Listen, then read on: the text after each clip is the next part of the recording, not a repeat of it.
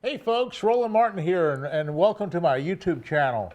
I'm a lucky fisherman. I'm a lucky guy. I've been graced and blessed being able to fish with some important people, like the President of the United States, for example.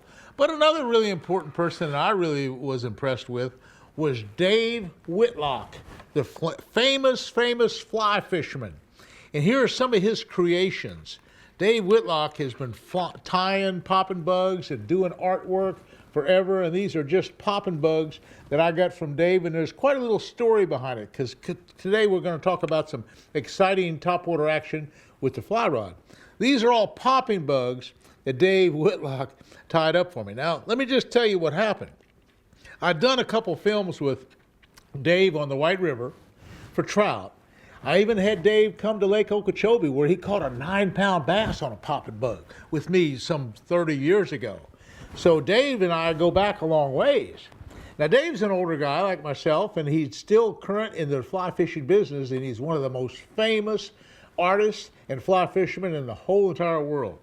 And so I sent him $100 here about 20 or 30 years ago, and I just out of curiosity, I said, Dave, let me get some of your popping bugs, your hair popping bugs. These creations are just so beautiful.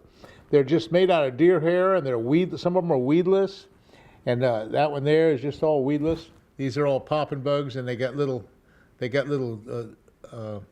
weed guards on them, and they're different sizes. So anyway, Dave has been really good at tying up bugs, and I sent him that $100, and he tied me up like 100 of them, and some of them had line still on a monofilament line where he had taken them off his own rod and just put them in a box for me to use. And I don't know how many of them had been used before that he had probably caught fish on. But anyway, these are priceless. I mean, I'm talking about, I'll bet they're worth $25 or $50 a piece. I don't know what they're worth, but I use them. I take silicone spray them down. It preserves them really well and makes them float real good. Okay, and so what I'm throwing them on, here's a perfect example. This is a B.A.S. Pro Shop combination you get for a little over $100. Okay, I got it on a 15-pound leader, and that's that kind of a bumblebee-looking popping bug. I got it sprayed with the silicone spray. It really floats good. I got a number 9 line on here. Now what I like a line with a heavier line because it carries the heavy pop. These popping bugs are wind resistant, so the heavier the line, the more it carries the bug. And this is only a number 8 rod, but it's a nice little rod. It's a B.A.S. Pro Shop deal. And I have another rod. It's another combination from B.A.S. Pro. It's about the same thing, not much over $100. And this is this has a PEX popper. Now PEX is a commercial brand of popping bugs that you can get. B.A.S. and PEX and all those kind of popping bugs are pretty popular. And they have little rubber little legs on them, and they're usually I like white, just as a good color, and that one's not weedless. That's just a regular popping bug. Okay, that's again 15-pound test leader. It's again on a heavy 9-weight line, and another combination rod by B.A.S. Pro Shop. Okay, let's take you out in the Everglades. Let's take you to a bank. Let's show you how to catch bass with a popping bug, and I'll explain the casting technique, because it's so important to load that rod in the right way, and I really talk about loading the rod. Listen to how I tell you to cast the rod, because loading the rod on a fly rod is a big deal. Let's go here, fly rod bass from the shore. Fly rod bass from the shore, just a recent film I did. It just really explains how to cast a popping bug. So let's get started. I got a couple different combinations here. I have the regular PEX popper on a 8-weight rod, a 9-weight line, by the way, and I'll explain that later. And I have a Dave Whitlock hand-tied deer-haired popper that's really kind of a rare thing, a little weedless, and it's on a 9-weight line and an 8-weight rod. Okay. Let's get started. I don't know what they're going to bite. I really don't know. I might just take the Whitlock fly just to start. Now, a lot of times fishing the banks, everybody thinks you have to cast the other side. Well, there's also fish on this side. That's why I'm not right up on the shoreline.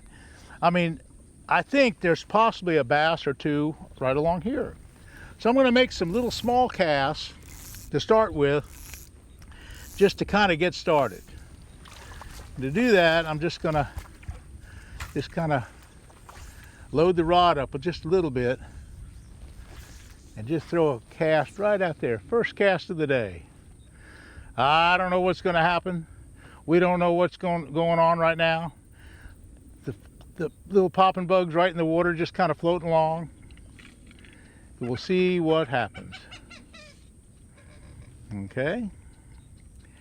Now, I want to work this first little area right here because there might be a bass just right here. Let's see what happens.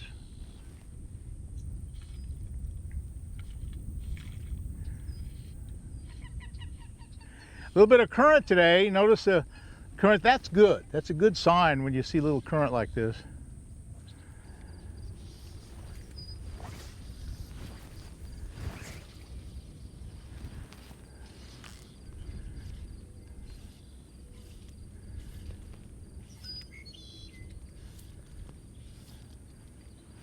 They're all the way to the other side. I can't hardly get there. There's one. There's one. I got a bass. I got a bass. Yes, sir, son. Come on. Yes, sir. Did you notice how I'm fighting them in? Yeah. I love it. I love it. I love it. I love it. I love it. Come on, bass. Come on, bass. I got a lot of grass here. Come on. Just have to kind of reel them across the grass here. Yes, sir. Now we're talking. I'll tell you what, folks. Fly rod fishing it's more difficult than traditional fishing. And you don't catch quite as many. In a tournament format, no, you would never win a tournament on a fly rod against, say, a Cinco. You're going to catch more fish on a Cinco. But it's just a challenge. It's a challenge, and it's also a lot of visual action. To be able to watch that popping bug on top, and it's just kind of one-on-one with the fish. It's just a whole different ball game. And to make the cast up, I'm doing kind of a little double haul thing. I'm coming back, okay, and I come back forward and take this left hand and kind of shoot the rod out, shoot the line out. Okay. Just let it drift. Kind of pop it along.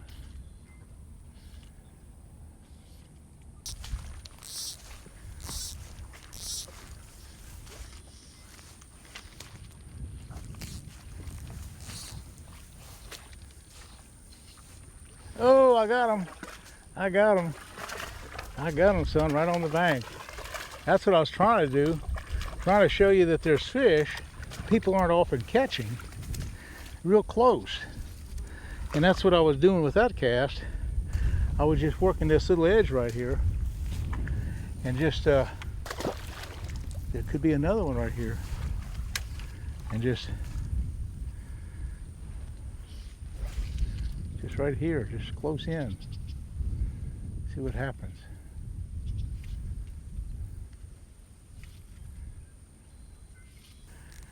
Oh, there's one. Oh, nice one. Ah, darn. Oh, he got it. He's got it. Nice one. Nice. Look at the big size of that bass. Look at that size, right close to the bank. Yes, sir. Look at that guy. Now we're talking. Now we're talking. Now we're talking. This is big time. Big time bass fishing. Big time. Look at this size of him. Oh, son. That's what we're talking about. That's what we're talking about. Yes, sir. Good one. Good one, son. Okay. Nice bass. Heavy enough leader. If he can get. Look at this guy. Now we're talking. Now we're talking. That's what. This is what fly fishing is all about.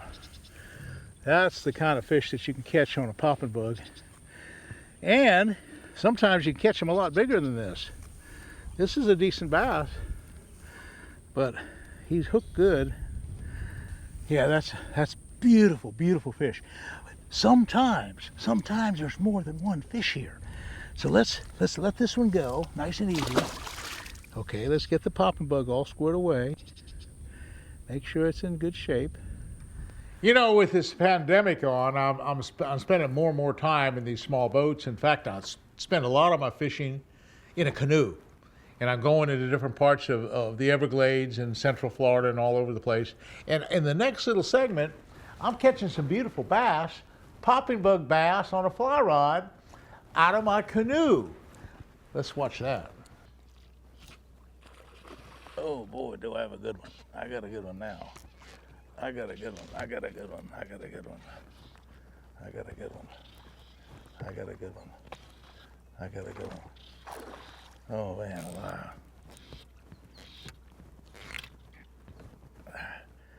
Whew. Whew. I'm talking about a big old bass. That's what we're talking about, folks. That's what we're talking about. That's what popping bug fishing is all about. Big old 5 and 6 pound bass. Woo! Wow. Ooh. Come on, bass. That's what it's about. That's the deal. He sucked it down. That was so cool. He just sucked it right down. Let me turn around a little bit. Yeah, that was a Dave Whitlock popping bug, and he really did a good job on this thing. And we got him right in the corner of the mouth.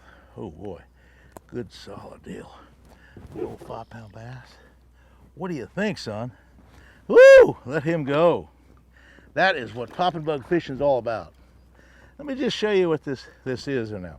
Okay, this is a hair bug tied out of deer hair by Dave Whitlock some 25 years ago. Okay, what I'm doing here, that was so cool. That was just perfectly cool. That was so cool. I want to stay out of this hydrilla because what happens when they get in this hydrilla, it's curtains. They can get off pretty easy. So I'm going to back away from the hydrilla. There's a point of hydrilla right here. And I get out to open water, and he hit on the edge. That last bass was on the edge of the open water,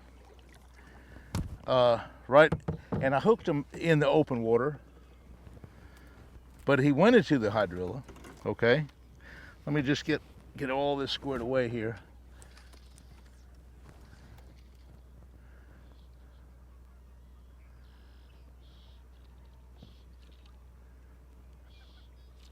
Oh, there's another one. There's another one. There's another one. There's another one. He's not as big, but he's there. See how I'm stripping with my left hand? Stripping with my left hand. Oh yeah, nice one.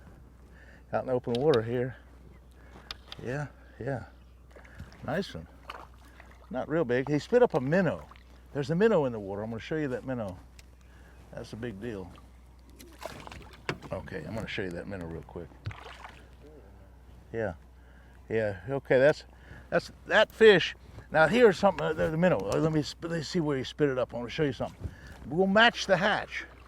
That's such a cool deal, having a minnow. He spit those minnows up. Well, that looks like a shad to me. That's some kind of a shad. Here's another one right here. He spit both of these up.